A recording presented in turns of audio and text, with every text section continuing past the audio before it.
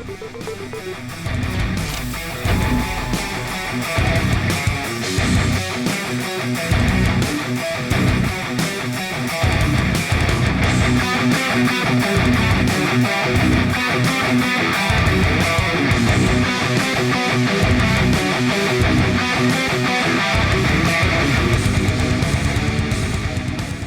everybody, welcome to BrickVault. Today, what a lovely day, we are taking a closer look at the strong and steadfast beast from Mad Max Fury Road, the War Rig. This massive 18-wheeler's main job in the universe was to make supply runs between Gastown and the Bullet Farm, and its lead driver, Furiosa, steals the War Rig one day along with the 5 wives, and what follows is some of the greatest action ever put to a big screen, maybe ever. According to the lore, this giant rig was originally a Tatra T815, and believe it or not, the history of the vehicles in this universe has more backstory than most of the characters in many ways. To make a very long story short, this thing went through many modifications, slowly but surely building up its weak points after each battle, until it became a nearly impenetrable moving fortress when being operated by the right crew. So jumping into the Lego version of this custom build, first I'd like to say the instructions can be found at our web store, www.brickvault.toys.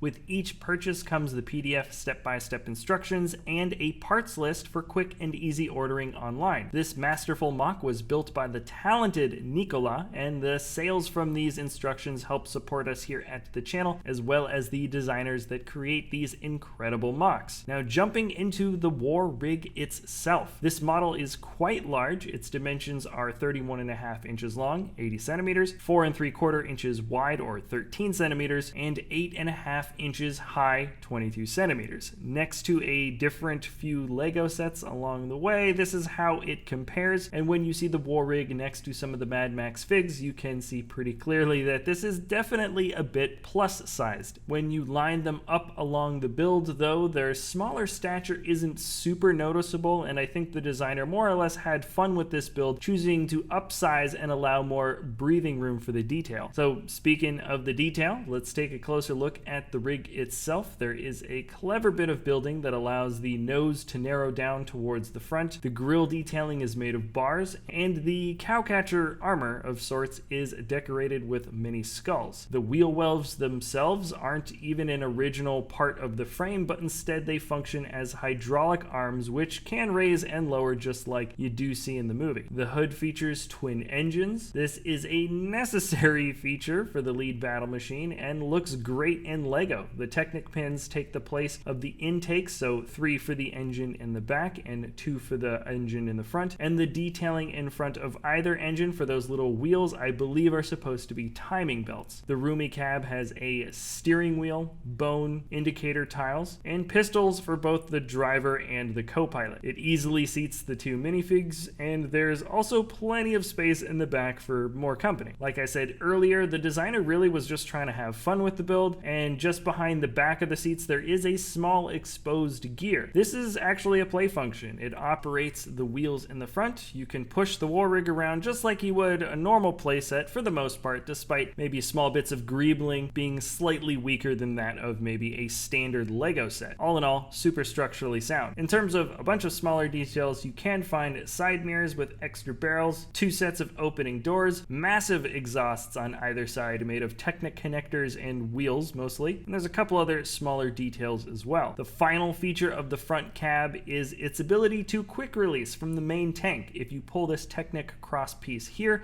the back tank slides off without a hitch, pun intended. Okay, now that we've done that, let's see the main water tank now. By far, this is the biggest part of the build, and I'll just try to focus on the parts of the tank that are modifications to the original container. Towards the front, there are 2 small frames welded onto the body, or maybe that's one frame that's kind of split in half. They function as protection for the lookouts on the tank, and they can also be pretty good protection to aim from when you've got enemies coming to attack. So you can see the build for the harpoon gun on the right-hand side, and underneath that that, there are a lot of different spikes. They're made from a variety of small different pointy Lego pieces, and as you move back from there, the build for the valves that release the water are made up of different steering wheel pieces. There are spare tires as well as a ton of doubled up ones holding up the bulk of the weight. There you can also see more spikes, and on the top there is another car frame attached. This one is pretty clearly a VW Beetle, and I'm not sure what the frame or pieces of frames from the front are. This Beetle though is equipped with explodey, spiky javelin things that they use. It's got a couple of emblematic flags and a build for a flamethrower. All along the body of this main tank there are two slanted rows of welded on saw blades. They are simply attached using droid arms that clip to the flexi tubes, and there you have it for the main tank. Now for the final build, this is the caboose of the war rig. It's small, or at least relatively small compared to the other two sections. This spherical tank holds the gas. It comes equipped with a substantial build for a large harpoon gun in the very back. It has a string that's connected to another wheel that can kind of be wound up, and it fires out using a stud gun. The function actually works pretty well, and with the already considerable weight of the other tanks attached, when you drag around the whole vehicle, you can definitely have something harpooned and dragging along behind it without it really messing up the entire dynamic of how this thing rolls around. Also, I think it's worth drawing attention to the building technique used to create the sphere of the tank itself. It's a particularly unique approach with studs coming out from basically all 6 sides of the die, and what results is a nice smooth finish. Without a doubt, this is the easiest or most durable section to handle, and let's actually get into how this model can be moved around in your hands. So as you can see, the gas tank is pretty easy going in terms of handling. The water tank main body build is extremely strong, though you can see or probably assume that a lot of those smaller greebling pieces will pop off quite easily. Most of them are attached by just a clip piece or two. So I would say the model is here about as strong as you might assume by just generally looking at its construction. There's no sort of weird hidden weak points, just the greebling will tend to pop off if you're not careful. When it comes to the main cab, it's pretty solid of a build for the most part. You can handle it from just about any angle. The frame is attached pretty well to the main base of the truck. You can see how that turning function works from the bottom. And very much like the tanker, any of the smaller little pieces could have a tendency to pop off, but the body is still pretty solid. And all right, now let's take a final look again at this build as a whole. I'd say we've got one heck